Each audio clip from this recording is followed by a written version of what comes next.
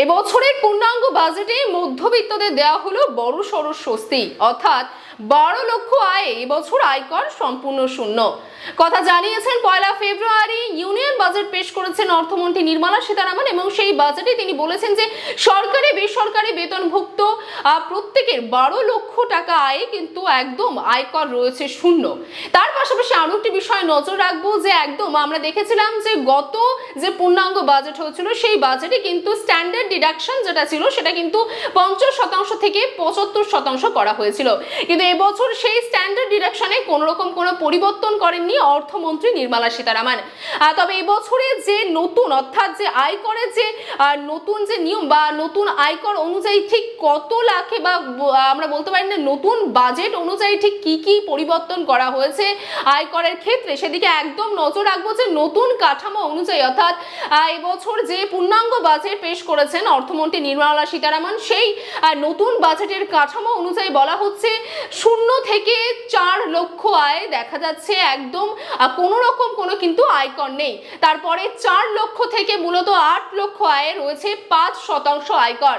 তারপরে যদি আমরা নজর রাখি 8 লক্ষ থেকে একদম 12 লক্ষ আয়ে সেখানে কিন্তু রয়েছে 10% আয়কর।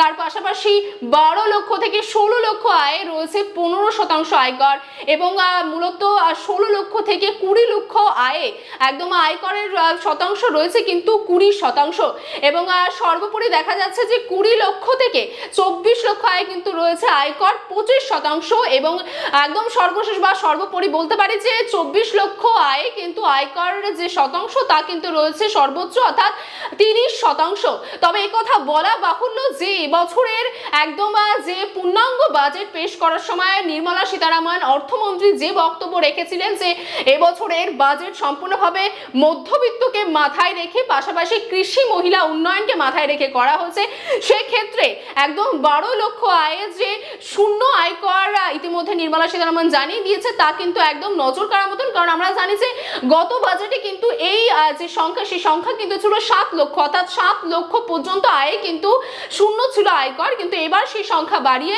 12 লক্ষ করা হয়েছে 7 লক্ষ থেকে। তবে একদম বলাই বাহুল্য এই কথা যে বছরের বাজেটে কিন্তু বড়সড় স্বস্তি পেল একদম মধ্যবিত্ত পরিবার। বাংলা হাটের আরো খবর দেখতে নজর রাখুন। বাংলা খবর মানেই বাংলা হাট।